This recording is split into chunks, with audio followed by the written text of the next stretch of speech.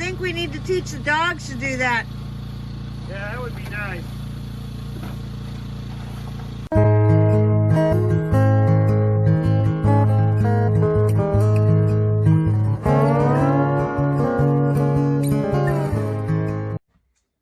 Hey folks, well, we are in the old cabin, and this was where we stayed when we first got here. It has turned into our shop, and we are actually going to be we're going to start working on this, getting it cleaned up and getting some organization in here. Most importantly, first thing we got to do is get to the wood stove. The plan right now is just to get all of this stuff cleared out around it and get a fire started, and let's see how well it works.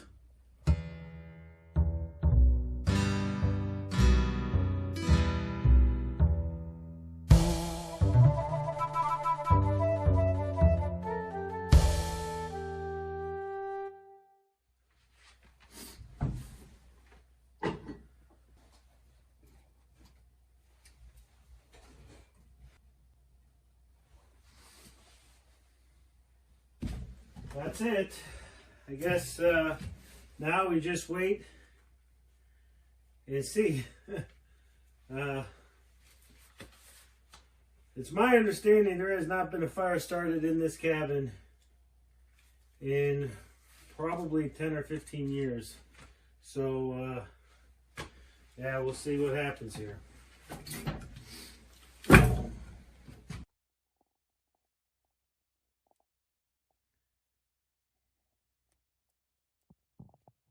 We have heat in our shop, and I cannot be happier than I am right now. I don't show it maybe because I'm cold, but we have heat.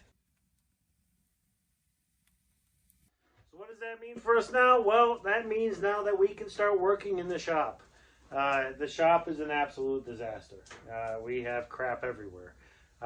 And frankly, you know, as I look around, I'm not even quite sure how to start. But we're going to get started. We're going to start combining stuff and putting stuff together. And, you know, this is going to be a long process. This is going to take quite a few weeks to do. Yeah, let's just get to it. So here we are, day 2 on this project. I got the fire started in the wood stove, and I'm just trying to kind of assess what I got going on. If you ever had to clean out something like this, even your garage or shed or whatnot, it's kind of overwhelming at first. But I guess I just need to start one bin at a time and start working my way through it.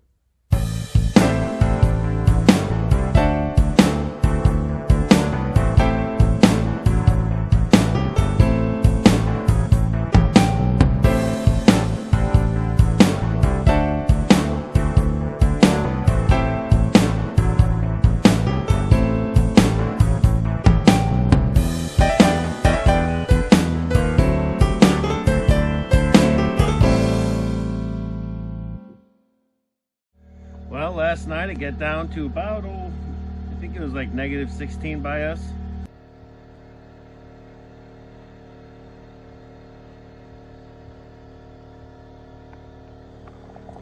But you know what, we're okay with that. We don't mind the cold so much. Unfortunately, some of our systems don't like the cold. And as a matter of fact, this morning I woke up and, well, our blinds froze. So I've got a few things that I'm trying to do to you know, free it all up. We just blew some hot air through that pipe, which goes between the pump shed and the cabin. I think that's all freed up. I think now the issue, because we've had this issue in the past, is our pump. So we're going to take a look at that and see where we're at with heating that guy up.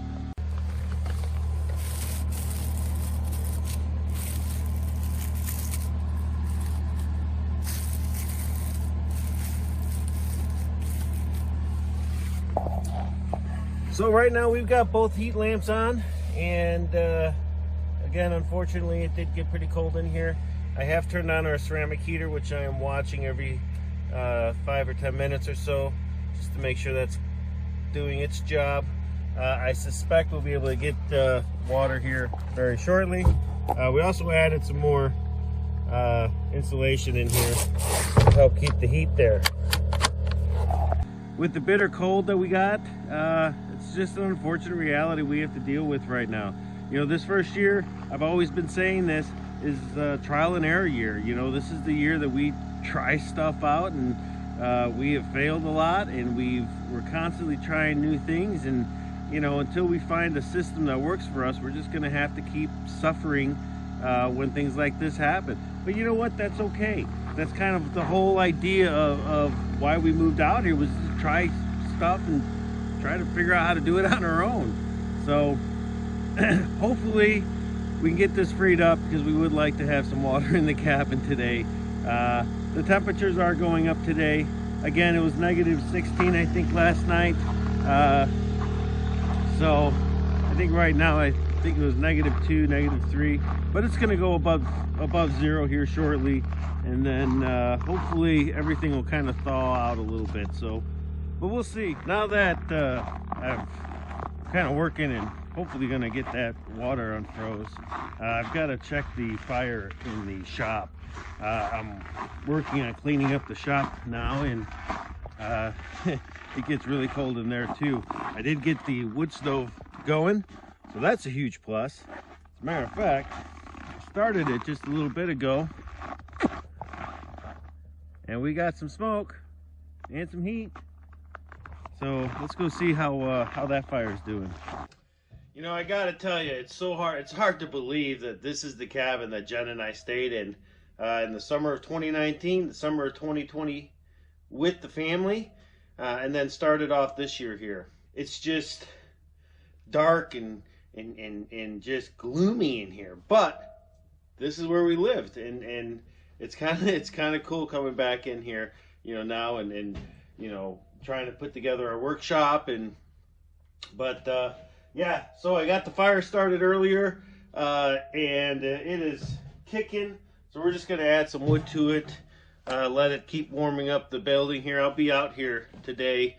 We've got some work to do today to try to keep forging ahead and cleaning things up, make some changes in here with rearranging stuff, and try to put this shop together.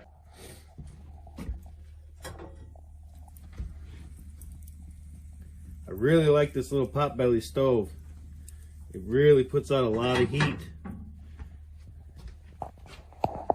I did not think it was going to work as well as it does, but boy, it sure does.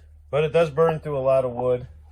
There's no doubt about that, but that's okay. I mean, we are living out here on wood heat, so add more wood.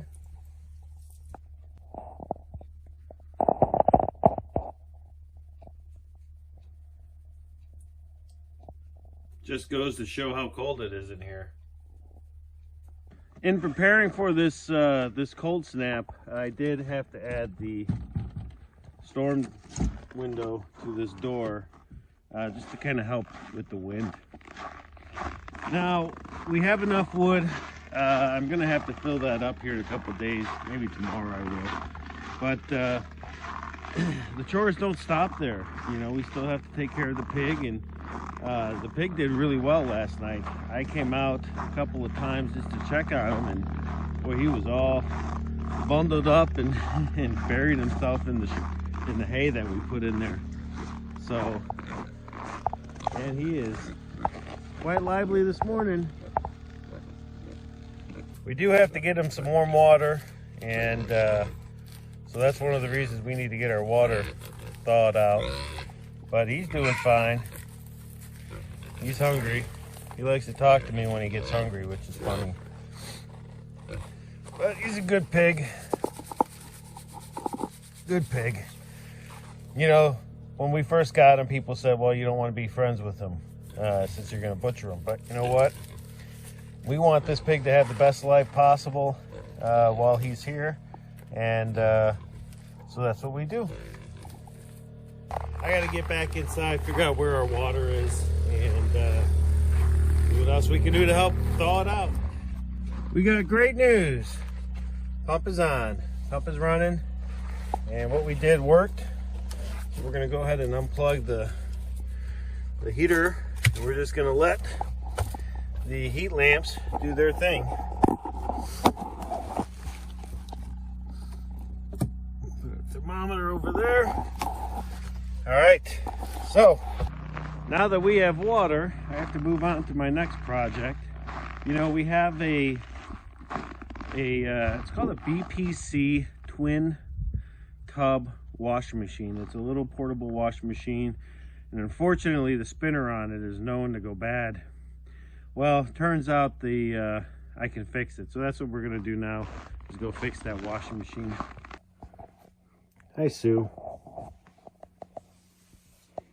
How you doing? You're feeling pretty frisky, aren't you? All right, so here is our washing machine, and this thing is really pretty cool. A little bit of washing machine there, and then this is where the spinner is, and this is what we're going to be fixing. So over time, the spinner has stopped spinning very well, and so yeah, let's fix it.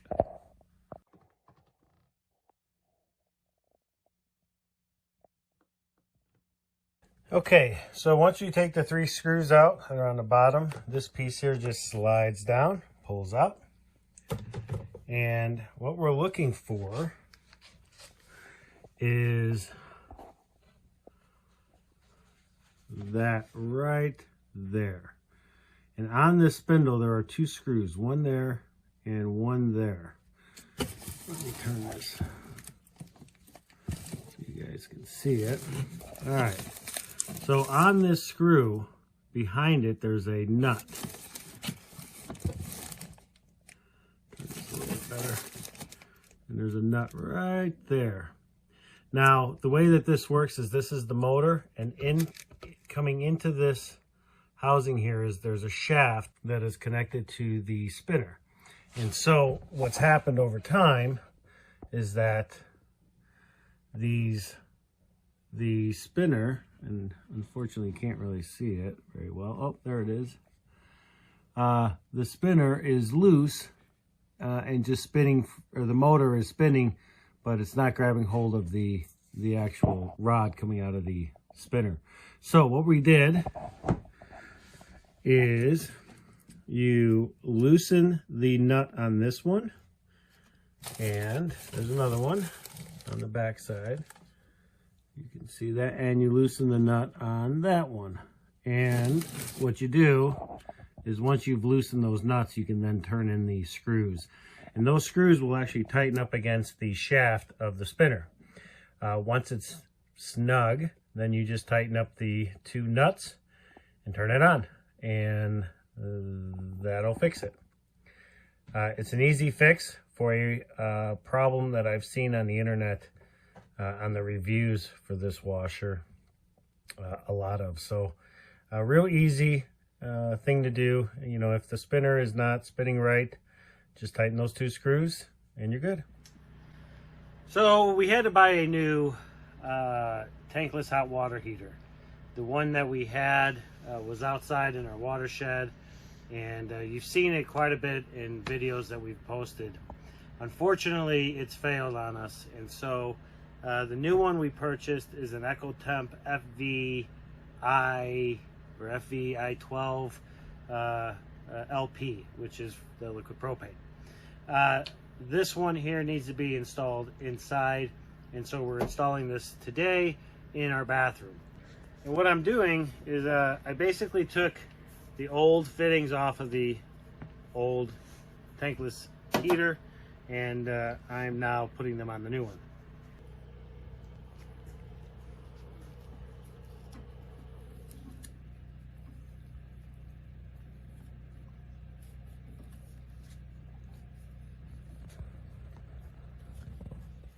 Okay, so now we have for the blue inlet.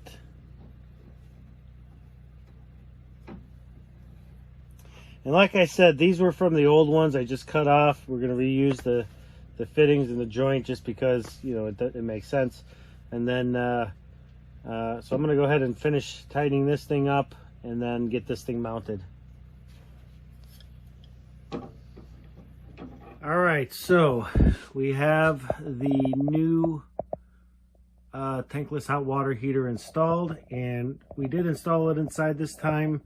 I got tired of trying to keep it from freezing up, and this thing is awesome. Right now it is feeding in from the tank, and then we've got the gas line here that goes outside. This does run off of 110, but it's such a small amount of wattage that our solar is fine with it. Right now, even though we do have the hot water connected to the sink, the bathroom sink, and the kitchen sink, unfortunately I don't have enough pressure. So right now, really the only thing that is getting hot water is our shower, which is fine by me because that's really the one that matters. The bathroom sink and the kitchen sink will just have to wait until I can install a pump that will give us better pressure. So now we got hot water again.